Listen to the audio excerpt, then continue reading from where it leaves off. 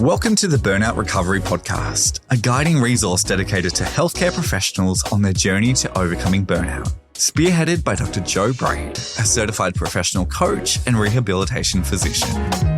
Hello and welcome everyone. It is time for another guest interview on the Burnout Recovery Podcast. And today I couldn't be more delighted to welcome Dr. Wong all the way from Hong Kong. Welcome, Em.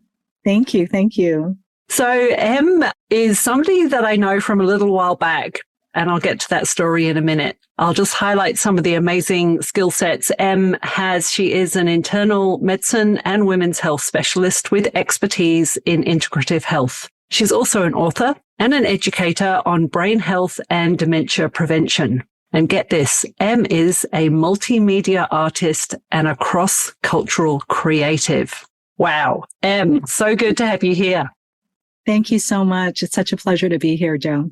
So for the listeners, I'll highlight how we do know each other. Sure.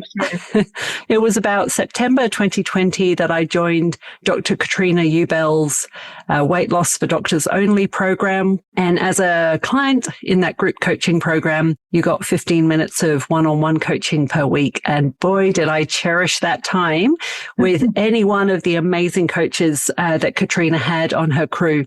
I think in my second 6-month part, I worked out that I had a real vibe with Em, and Em was also based in Hong Kong. So as opposed to the US coaches, our time zones overlapped really well. I was lucky enough to have a lot of great quality coaching from Em. So thank you for all those sessions back then. You're so welcome. What an amazing, obviously, client and then future coach. Yeah. It was amazing. Thank you, Em. Yeah. So it was some inspiration from you and some of your fellow peers saying, hey, Joe, you'll know your brain better than you probably have ever known it should you choose to pursue coach training. And I could not agree more. So yes, here we are today, like 4 years later, and lots has moved on. Yes. So let's get started. I've got a handful of questions here, and I really look forward to you inviting my audience around understanding more about healthy aging and these wonderful dementia prevention approaches that you take as well. Mm-hmm. So here we go. As an expert in healthy aging, what inspired you to focus on this field, and how does your integrative medicine background shape your approach to helping both patients and healthcare providers age vibrantly? Okay. Yeah. Great question. So I feel like I've always been about educating and empowering my patients and people in general to take ownership of their own health. And I feel like, primary care and lifestyle and prevention, naturally tie in with integrative medicine, because integrative medicine, the way that I practice it, is very much about sort of like healthy eating and movement, and then sleep and stress management, all the things that you talk about regularly. And I feel like I got into healthy aging because, especially around the time of COVID, I saw a lot of caregivers who were really stretched. I mean, they always are anyway, but really during COVID, they were really stretched to the max and really struggling to take care of, especially elderly, because our elderly were so fragile, and we were so anxious about potentially even exposing them by going out to the store, and then you don't know what you picked up and what you might be bringing home, right? Mm-hmm. So we had to be so careful about that. And I was very struck by the altruism and the sacrifice that those caregivers really had. And it also struck me how important it is for them to take care of themselves. And that's something you talk about a lot on your podcast, because as a caregiver, it's very easy to get burned out with all that altruism and sacrifice. And it's an interesting statistic. I don't know if you know, but they've done the studies in caregivers, and now we're seeing that about 30% of caregivers will actually pass away before their loved one that they're taking care of does. Is that right? Yeah. And so that's where a lot of doctors now in the US are being encouraged, when they see someone who is there with their caregiver, they're encouraged to see them as a dyad. Like, that's actually two patients you're looking at there, not just the one who has the diagnosis, but also the caregiver. Yeah. Okay. Yeah. Wow. What a big statistic. Yeah. I hadn't heard that. Yeah. Yeah. And you were You were highlighting around how we can even be ageist against ourselves. Yes. Did you want to expand on that a bit? Yes. So that's great. Thanks for using that. I think the other thing that as I thought more about, sort of how important of a topic it was to talk about caregivers, I think I naturally sort of had this resistance that I found in myself in terms of talking about aging, because I was kind of like, well, I don't really want to go there. And then I wanted to explore further about why I didn't want to go there. And I realized that I had internalized a lot of ageism myself. And I think we all do. It's the last sort of socially accepted form of prejudice, right? So it's where we make jokes about like being over the hill, or like, oh, it's my having a senior moment, or, like whatever these jokes are that we have, really it's a very prevalent societal sort of narrative that the older you get, the more, sort of irrelevant you are, the more sort of worthless you are. And it's actually quite sad when I see people potentially using that against themselves. Because, we all have this very harsh inner critic, as you talk about on your podcast. And, if you sort of never loved your body when you were younger, you're not going to love it more as you get older. And so it's really, I think, incumbent on us to really try and draw on our coaching tools and help people shift their mindsets so that they can understand that, we have so much control over how we get older, how we age, how we eventually sort of strengthen ourselves, how we grow. We think of ourselves as not growing anymore past a certain age, particularly like midlife. But I actually think that there's so much potential there for more growth. And when we see elders, I mean, you see this now all the time on social media, right? You see these elders who are like lifting weights in the gym, or like, doing marathons or whatever the thing is. And you're like, those people are amazing. And that should be the narrative of what happens to us as we age. But right now, it's still an exceptional case when that happens. And what I really would love is for our society to embrace as sort of a future trend, having more and more people be those exceptional elders. Yes. Yeah, so well said.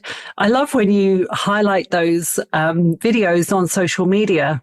And I guess we're also mindful that these people can be an example of what's possible rather than the exception to the norm. Yes. How can I aspire to be like that? Like I've got into the gym so much more over the last 18 months and absolutely love it and feel so much stronger than I ever have. Awesome. And let's not either wait till we're 70 or 80. Let's get started now and really normalize that and bring that into our routine, I guess, or bring that into our vibrancy from now going forwards. Yes. The other thing that I wanted to say is that, you and I are both coming from medicine, of course. And I think, one of the questions I get asked a lot is like, how did I get into coaching in the first place? Sure. And we all have different answers. But for me, I started out with a health coaching training, actually, before I went into life coaching. And that came from a place of recognizing that as doctors, we have such a limited window of time with a patient, right? We might have 2 visits a year, maybe 3 visits a year. It's like 15, 20 minutes if you're lucky, right? And what can you do in that time? I mean, really not much, right? And so the rest of the time, people are kind of on their own when it comes to sort of figuring out this lifestyle stuff and this wellness stuff.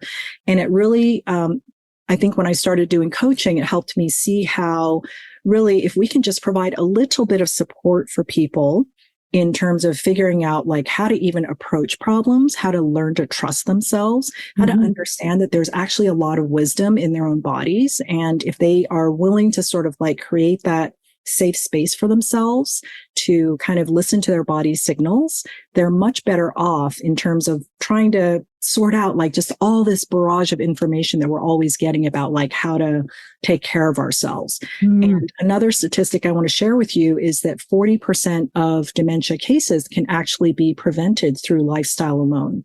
So we think of dementia as being this incurable, intractable, sort of, persistent and pervasive condition, but really there's a lot that we can do about it. And so I try to encourage people to sort of think about, this is something that we can do something about, particularly if you have risk factors, if you have a family member, whether or not you have certain genetic predispositions, whatever the thing is, you can help yourself. So yeah.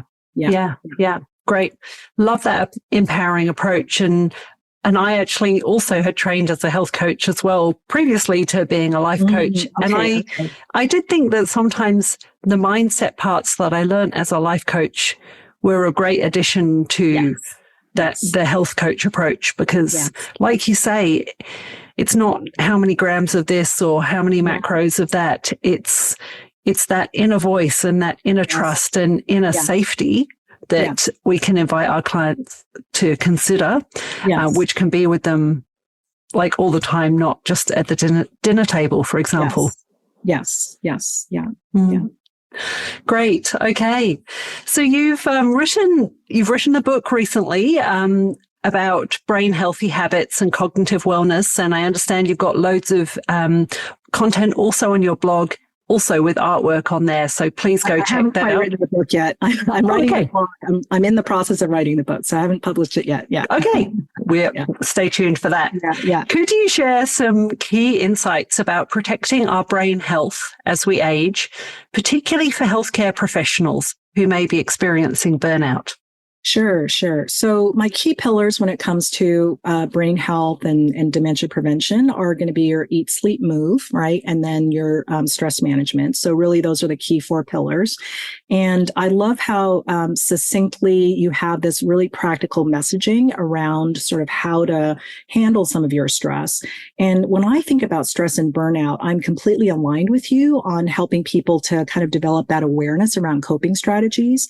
But I also want to say that coping strategies, as you've highlighted, can actually also cause harm. And really what we want is for people to understand that beyond just sort of coping, which is what I think of as kind of being neutral gear. So if we think about burnout as being a battery that's completely drained out, right? Then coping is just sort of like you're sitting there watching TV, right? You're basically chilling out. You're not having to drain any more of your energy, but you certainly aren't necessarily adding to your energy by sort of sitting there, right? And what I want to encourage people to do is think about what is actually going to recharge or top up my battery, right? And you talk about this too, like how do we fill our cup? Like what is it that's going to fill our cup? And it's going to be different for everyone, right? For me, it might be, petting my cat, for someone else, it might be walking the dog, for someone else, it might be taking a nap. I mean, that's completely, legit. Whatever it is that fills your cup is completely fine. It could be gardening. It could be doing art. There's just so many different ways that we can recharge, right? So there's sort of idling and then recharging. And then I also think about conserving our battery, which you also talk about. So where do we have those boundaries and those limits that we set around our time so that we are not draining ourselves by having to always spend a lot of time with someone who drains our energy, right? Or doing those tasks that don't feel rewarding or fulfilling. And then the third piece is really how do we build additional batteries?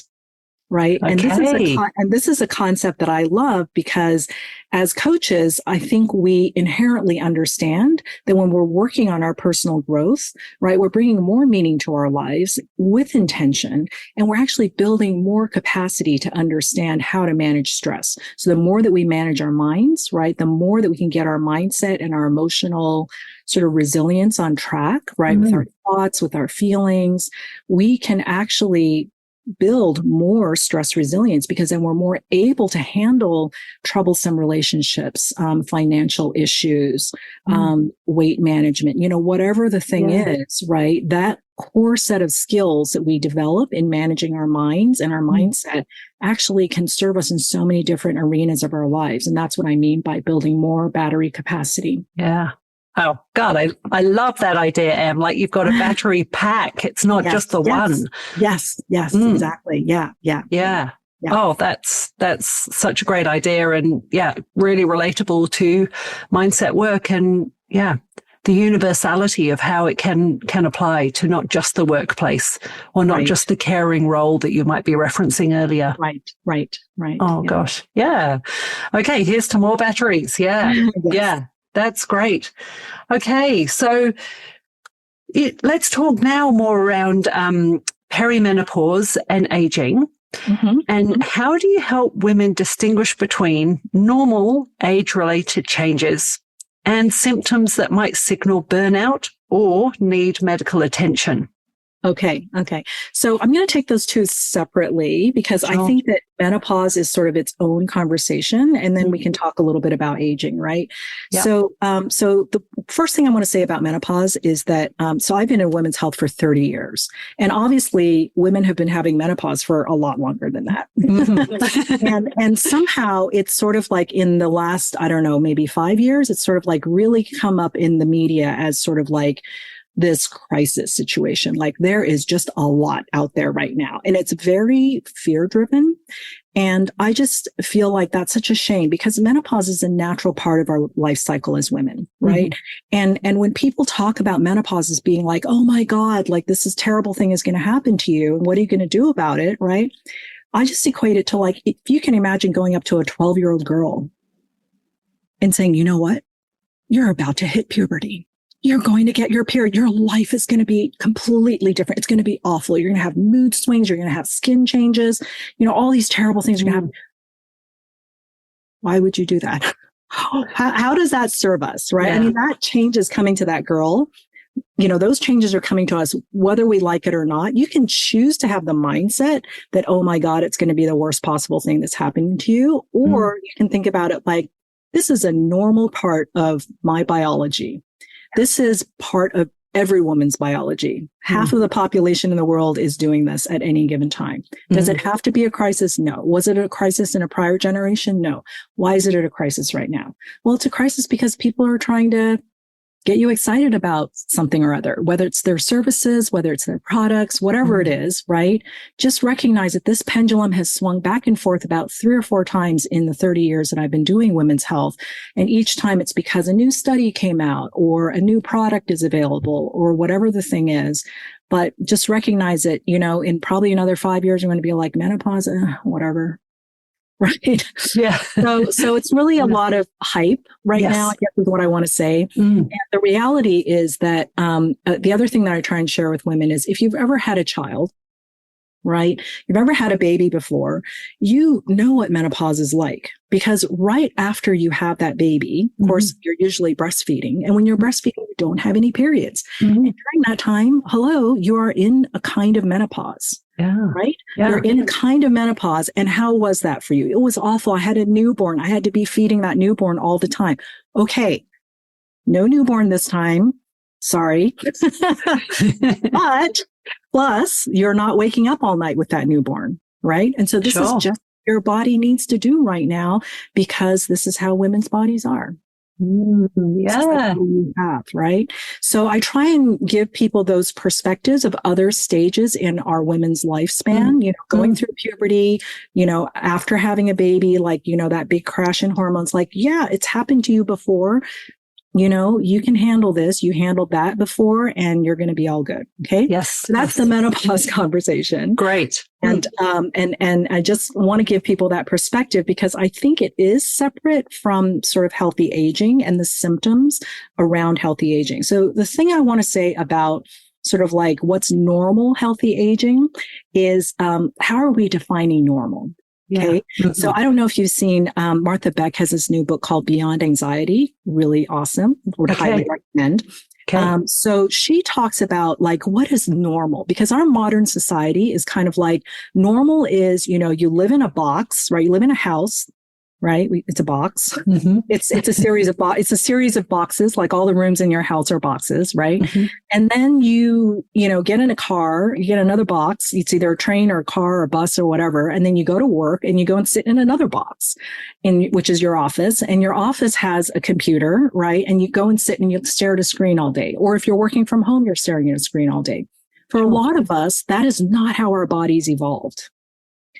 So what is normal, right, is not really normal for what our bodies want. And so if we kind of start from the premise that normal is that your body is doing something that is inherently quite stressful.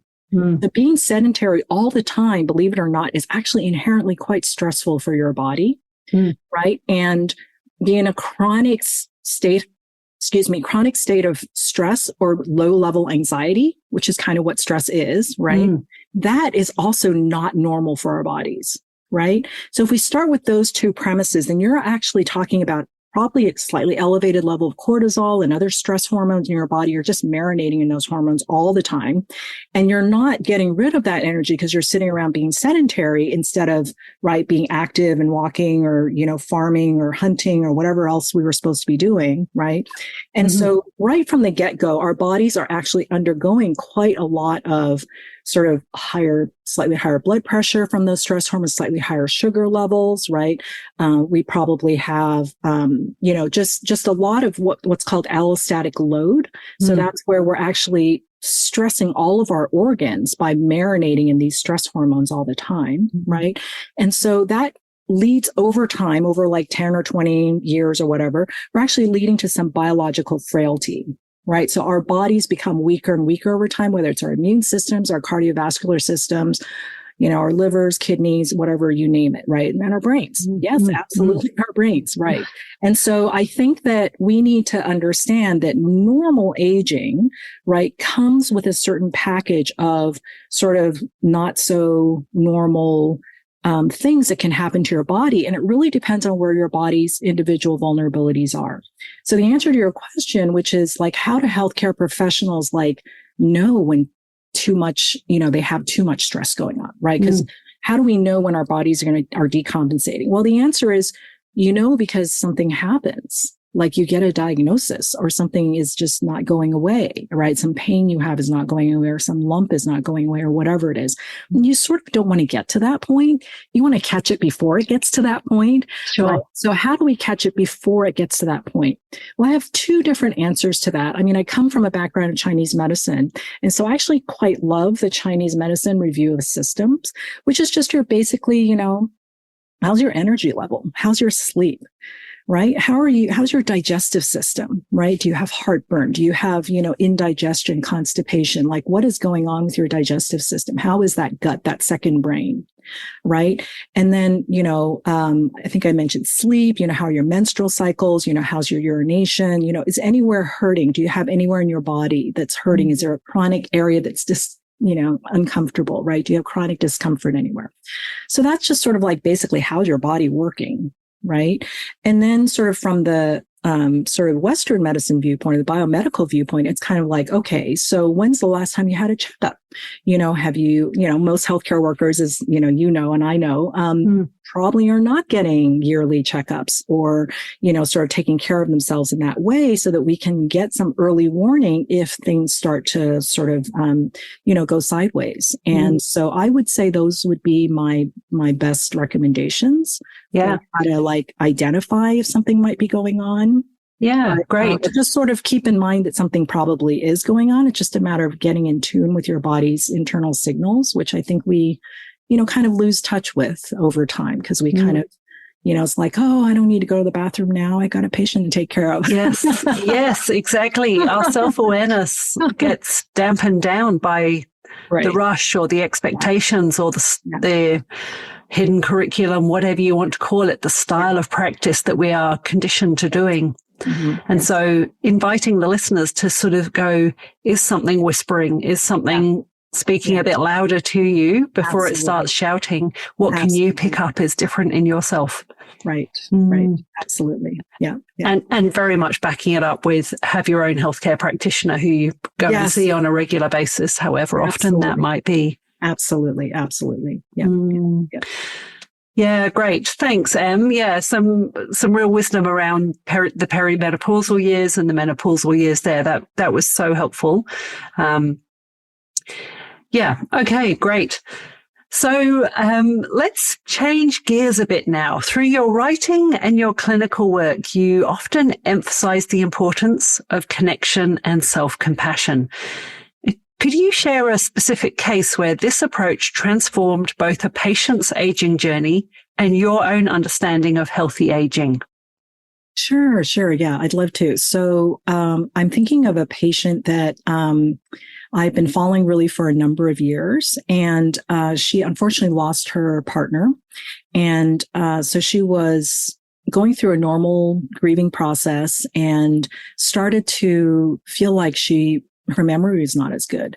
And she became convinced that she was developing dementia.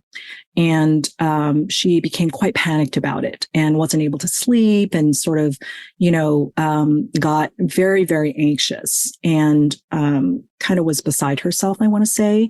And I think that, it might have been some trauma from her loved ones who had gone through some brain degenerative diseases before, or it may have been, just something that is a fear that's, lurking inside, which I think it is for a lot of us. A lot of us are afraid that we might get dementia as we get older. Mm-hmm. And we've just seen how devastating it is for the entire family when that happens. And so it's quite natural that she had this fear. And I want to say that she eventually sort of figured out that, okay, well, maybe it's because, when I saw her, I was sort of like, well, maybe it's because you're going through a natural grieving process and you're not sleeping as well. And so you're not having as much, focus and attention. And so of course that's going to affect your cognitive function. And maybe that's okay and normal for this sort of stage of your life when you're going through this. And it may last for, several months. And that's okay. And to sort of have more compassion and forgiveness for ourselves is, I think, what I was really encouraging her to do. So I, through our coaching, and you've talked about sort of the three main sort of pillars of self-compassion as taught by Kristen Neff. Mm-hmm. Really, she talks about sort of just having that mindfulness, right? This is hard, right? It is hard to lose my partner from life, my husband, right? This is not easy. I'm struggling here, right? And just bringing it to the present moment, right? And I'm really struggling also with feeling like I'm not remembering things, right? That is so scary for me. I am just terrified. I feel terrified. I feel lonely. I feel abandoned, maybe. I'm angry. I don't know, like, what all the feelings are. But just having that moment of mindfulness, sort of taking it away from that future projection of like, what's going to happen, which is anxiety, right? So kind of reeling it back to this present moment. And then I would say the second thing is really, sort of that common humanity.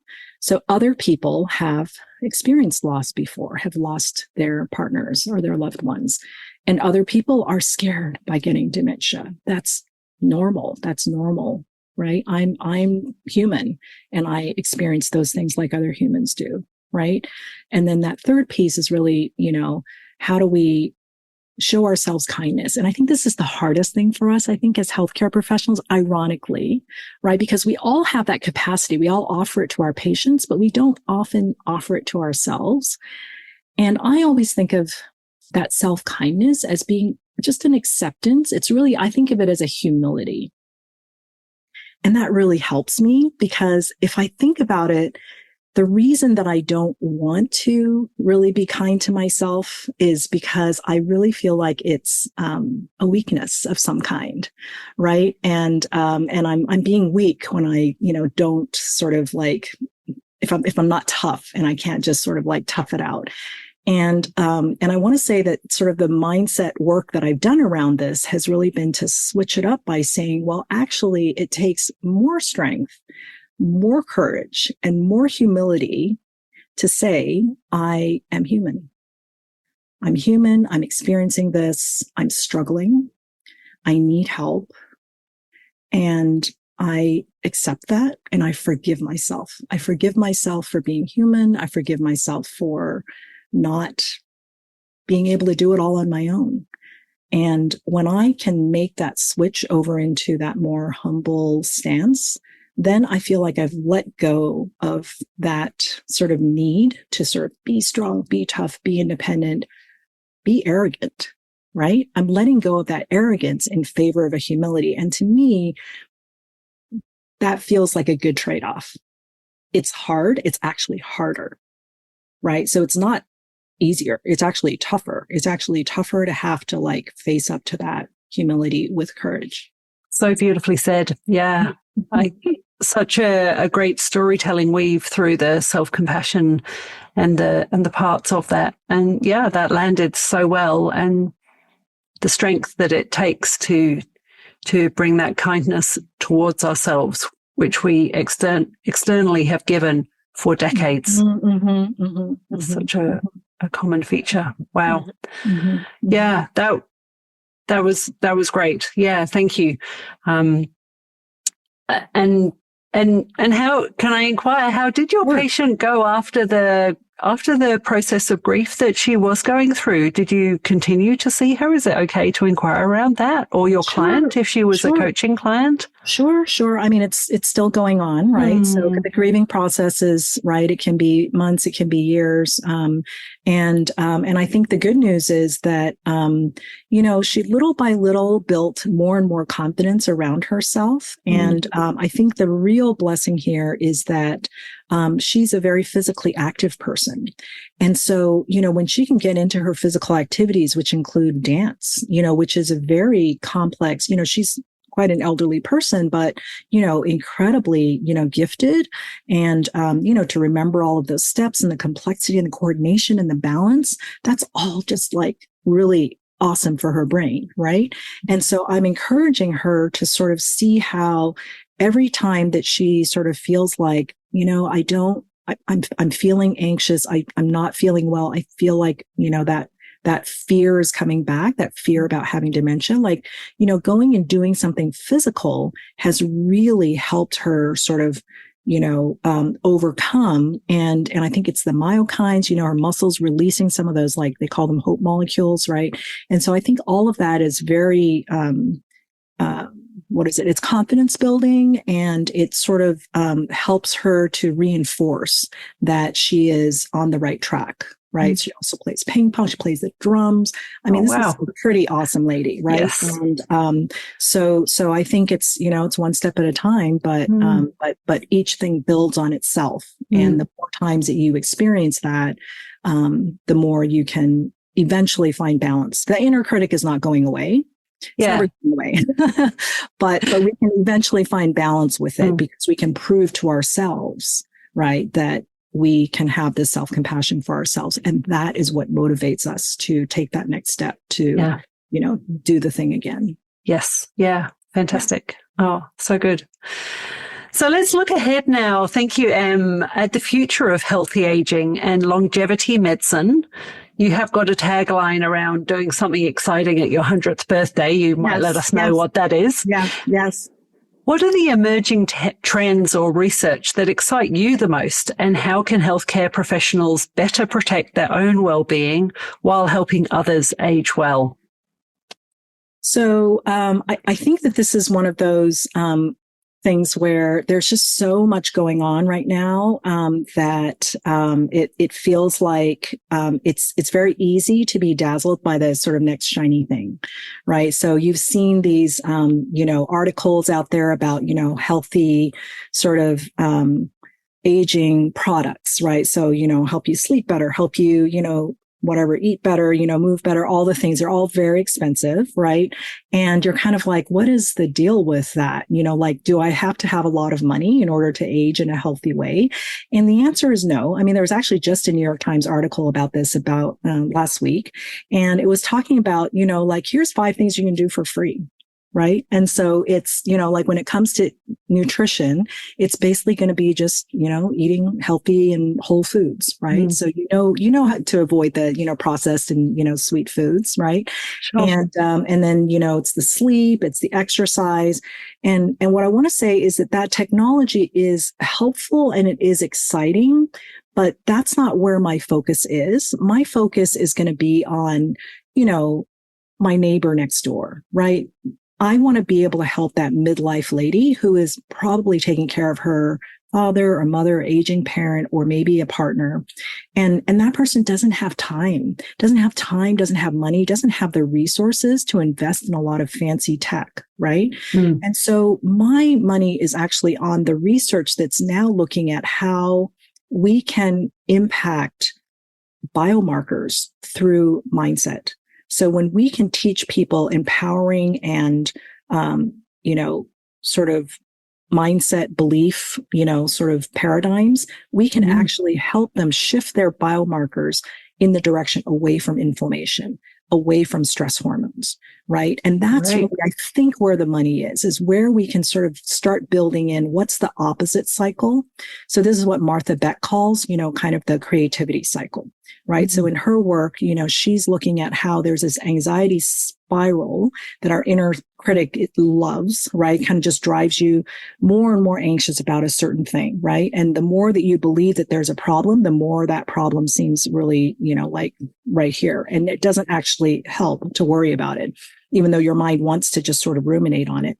But if you can take your mind in another direction through creativity, there's actually quite a lot of research that shows us that the arts are a really good way to take our minds away from that anxiety spiral, which kind of lives in our left brain, right? But if you look at the right brain, how do you stimulate the right brain? Well, it's through music. It's through art. It's through any kind of creative pursuit. And it might be creative problem solving. It might be creative problem solving around your elderly parent or your toddler or something at work, right? And so it can be cooking, we have to make meals every day. That is a form of creativity. How can we be creative about many things in our lives, whether it's, something that we recognize as an art or as creativity, or if it's just something that feels fun to you. And that's where you have to be able to tap into that sort of inner signal that's like, hey, I really love this. And the clue is that, when you're doing it, you lose track of time, right? Yeah, great. Yeah. I just told my children, because this is sort of around dinner time, I said, hey guys, how about choose your own adventure for dinner tonight? So I will be going downstairs shortly and seeing what adventures they've got up to. Can't smell anything at the moment. I think we're going okay. All right. I love that. So let's round out with the final question that I do ask all of my guests. What is one self-care habit or practice that you rarely miss? Oh, gosh. I think my favorite one lately has been doodling before bed. So, yeah. So I think I used to sort of think of art as being something that you have to like set it up and have a canvas and have like 4 hours and dedicate it and then like, come back to it and sort of, it was all very serious. And over time, what I realized is I was really putting a lot of pressure on myself. And then that perfectionism sort of comes in where you're sort of like, this has to be a certain way. And if it's not a certain way, whether through process or product, then somehow you failed. Right. And so I tried to sort of, help my brain create a different sort of, I want to say ritual around art making. And now it's much more like, oh, well, I guess I have 10 minutes. I can't really do much with 10 minutes, but what happens if I just doodle for a while? I'll just find an image on the phone that I like, and then I'll just doodle on my Kindle or, on a piece of paper or something and just kind of see what I like. And, it's just practicing. I'm just practicing my hand-eye coordination. I don't have to make anything beautiful or have it be a finished piece. So good. I find that it really helps me sleep. It actually. All right. Yes. Yeah.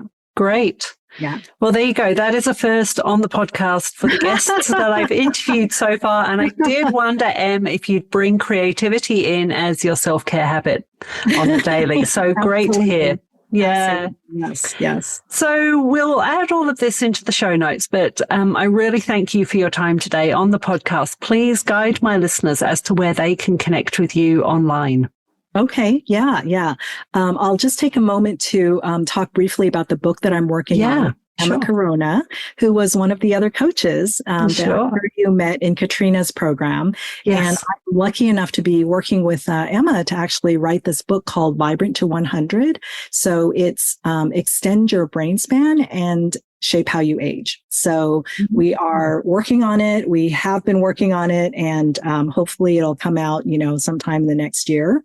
And we're very excited because it's a lot of the content really from the blog, but also some new content that we're finding as we kind of delve into the literature and look more into the science of all the different sort of aspects of brain health.